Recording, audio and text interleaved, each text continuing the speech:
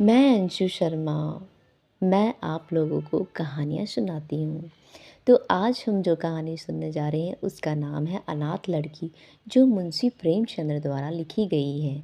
तो चलिए शुरू करते हैं आज की कहानी। सेठ पुरुषोत्तम दास पूना की सरस्वती पाठशाला का मुआयना करने के बाद बाहर निकले तो एक लड़की ने दौड़कर उनका दामन पकड़ लिया। सेठ जी रुक गए और मोहब्बत से उसकी तरफ देखकर पूछा, क्या नाम है? लड़की ने जवाब दिया, रोहिणी। सेठ जी ने उसे गोद में उठा लिया और बोले, तुम्हें कुछ इनाम मिला? लड़की ने उनकी तरफ बच्चों जैसी गंभीरता से देखकर कहा, तुम चले जाते हो, मुझे रोना आता है, मुझे भी साथ लेते चलो। सेठ जी ने हंसकर कहा, मुझे बड़ी दूर जाना है, तुम कैसे चलोगी? रोहिणी ने प्यार से उनकी गर्दन में हाथ डाल दिया और बोली, जहाँ तुम जाओगी वहीं मैं भी चलूँगी, मैं तुम्हारी बेटी रहूँगी। मदरसे के एक अफसर ने आगे बढ़कर कहा, इसका बाप साल भर हुआ नहीं रहा, माँ कपड़े सीती है, बड़ी मुश्किल से गुजर होती है। सेठ जी के स्वभाव में करुणा बहुत थी। यह सुनकर उनकी आंखें भर आई। उस भोली प्रार्थना में वह दर्द था जो पत्थर से दिल को पिघला सकता है।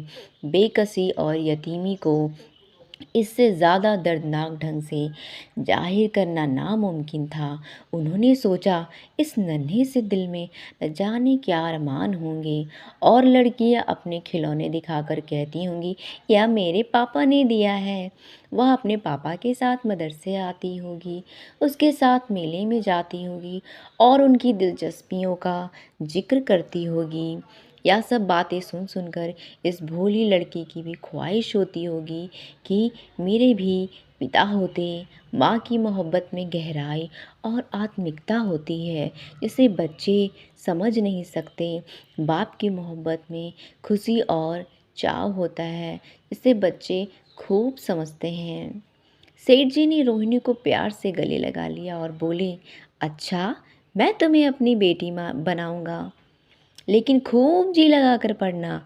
अब छुट्टी का वक्त आ गया है, मेरे साथ आओ, मैं तुम्हें चलो तुम्हारे घर पहुंचा दूं। यह कहकर उन्होंने रोहिणी को अपनी मोटर कार में बिठा लिया। रोहिणी ने बड़े इत्मीनान और गर्व से अपनी सहेलियों की तरफ देखा। उसकी बड़ी बड़ी आंखें खुशी से चमक रही थी और चेहरा चांदनी की तरह खिला हुआ था। सेठ ने रोहिणी को बाजार की खूब सैर कराई और खूब सारी, कुछ उसकी पसंद से और कुछ अपनी पसंद से बहुत सारी चीज़ें खरीदी। यहाँ तक कि रोहिणी बातें करते करते कुछ थक सी गई और खामोश हो गई। उसने इतनी चीज़ें देखी और इतनी बातें सुनी कि उसका जी भर गया। शाम होते होते रोहिणी के घर पहुँचे और मोटर कार से उतरकर रोहिणी को अब कुछ आराम मिला। दरवाज़ा बंद था। उसकी माँ किसी ग्राहक के घर कपड़े देने गई थी। रोहिणी ने अपने तोहफ़ों को उलटना पुलटना शुरू किया। खूबसूरत रबड़ के खिलौने, चीनी की गुड़िया जरा दबाने से चू चू करने लगती और रोहिणी यह प्यारा संगीत सुनकर फूली न समाती थी। रेशमी कपड़े और रंग बिरंगी साड़ियाँ कि कई बंडल थे, लेकिन मखमली बूटे की गुलकारियों ने उसे खूब लुभाया था। उसे उन चीज़ों के पाने की जितनी खुशी थी, उससे ज़्यादा उन्हें अपनी सहेलियों को दिखाने की बेचैनी थी। सुंदरी के जूते अच्छे सही, लेकिन उनमें ऐसे फूल कहाँ हैं? ऐसी गुड़िया उसने कभी देखी भी ना होगी। इन ख्यालों से उसके दिल में उमंग भर आई और वह अपनी मोहिनी आवाज़ में एक गीत गाने लगी। सेठ जी दरवाजे पर खड़ी इन पवित्र दृश्य का हार्दिक आनंद उठा रहे थे। इतनी में रोहिणी की माँ रुक्मणी कपड़ों की एक पुतली लिए हुए आती दिखाई दी। रोहिणी ने खुशी से पागल होकर एक छलांग भरी और उसके पैरों से लिपट गई। रुक्मणी का चेहरा पीला था, आंखों में हसरत और बेकसी छिपी हुई थी। गुप्त चिंता का सजीव चित्र मालूम होता था, जिसके लिए जिंदगी में कोई सहारा नहीं। मगर रोहिणी को जब उसने गोद में उठाकर प्यार से चूमा, जरा देर के लिए उसकी आंखों में उम्मीद और जिंदगी की झलक दिखाई दी। मुरझाया हुआ फूल खिल गया। बोली, आज तो इतनी देर कहाँ रही? मैं तुझे ढूंढने पाठशाला गई थी। रोहिणी ने ठुमक कर कहा, मैं मोटर कार पर बैठकर बाजार गई थी, वहां से बहुत अच्छी अच्छी चीजें लाई हूँ। या देखो, कौन खड़ा है? माँ ने सेठ जी की तरफ ताका और लजाकर सिर झुका लिया। बरामदे में पहुंचते ही रोहिणी माँ की गोद से उतरकर सेठ जी के पास गई और अपनी माँ को यकीन दिलाने के लिए भोलेपन से बोली, क्यों, तुम मेरे पापा हो ना? सेठ जी ने उससे प्यार करके कहा। हाँ, तुम मेरी प्यारी बेटी हो। रोहिणी ने उनसे मुंह की तरफ याचना भरी आंखों से देखकर कहा, अब तुम रोज यहीं रहा करोगे? सेठ जी ने उसकी बातें सुलझाकर जवाब दिया कि मैं यहाँ रहूँगा तो काम कौन करेगा? मैं कभी कभी तुम्हें देखने आया करूँगा, लेकिन वहाँ से तुम्हारे लिए अच्छी अच्छी चीज़ें भेजूँगा। रोहिणी कुछ उदास सी हो गई।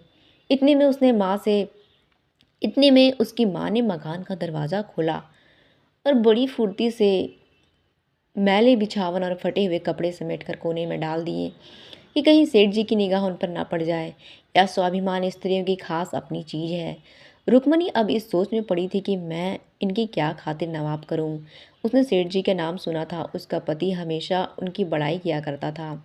वह उनकी दया और उदारता की चर्चाएं अनेकों बार सुन चुकी थी। वह उन्हें अपने मन का देवता समझा करती थी। उसे क्या उम्मीद थी कि कभी उसका घर भी उसकी कदमों से रोशन होगा, लेकिन आज जब वह शुभ दिन संयोग से आया तो वह इस काबिल भी नहीं कि उन्हें बैठने के लिए एक मोढ़ा दे सके। मोढ़ा मतलब समझे, पीढ़ा मतलब एक बैठने के अ, लकड़ी का एक सामान जिस पर लोग बैठते हैं। घर में पान और इलायची भी नहीं। वह अपने आंसुओं को किसी तरह रोक ना सकी। आखिर जब अंधेरा हो गया और पास के ठाकुर द्वारे से घंटों और नगाड़ों की आवाज़ें आने लगी तो उन्होंने जरा ऊंची आवाज़ में कहा, बाई जी, अब मैं जाता हूँ।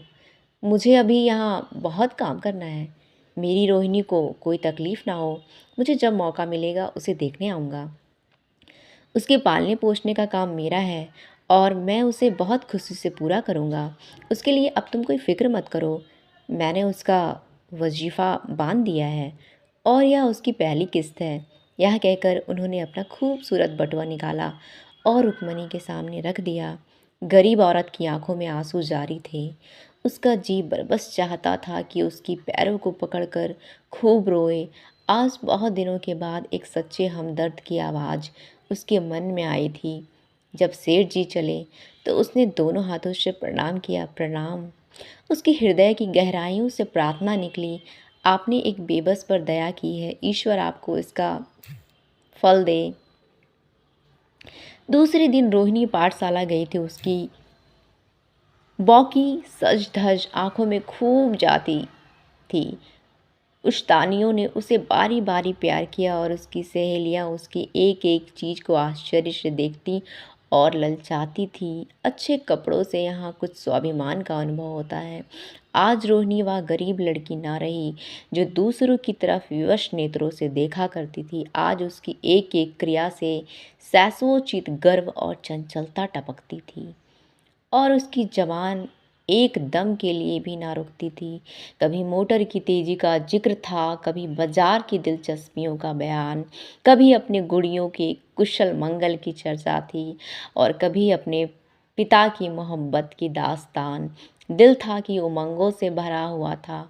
एक महीने बाद सेठ पुरुषोत्तम दास ने रोहिणी के लिए फिर तोहफे और रुपया रवाना किए।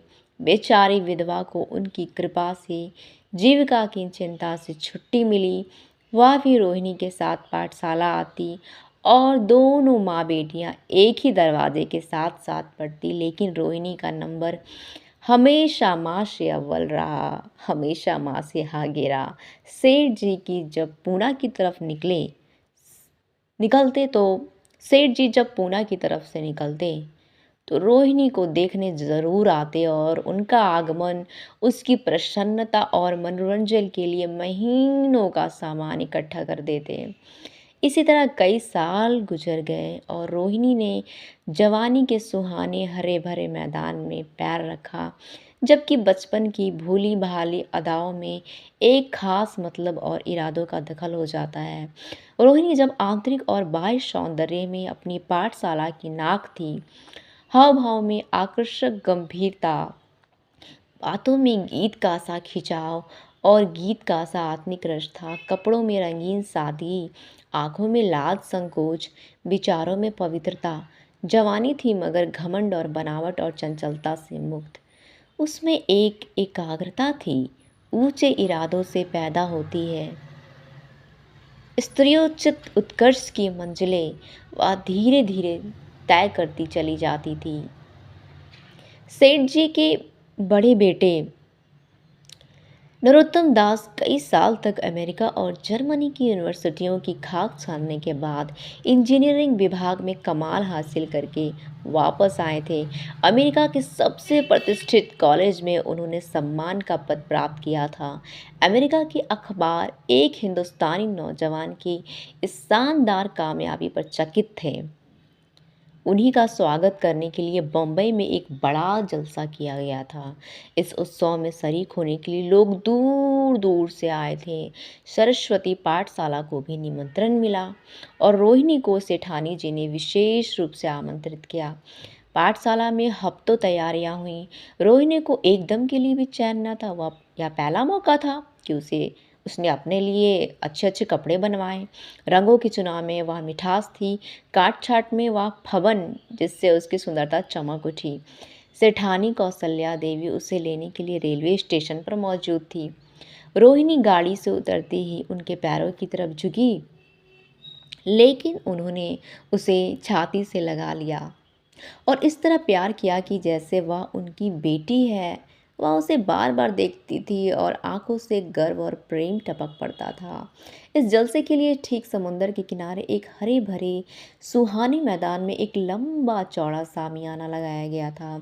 एक तरफ आदमियों का समुद्र उमड़ा हुआ था, तो दूसरी तरफ समुद्र की लहरें उमड़ रही थी।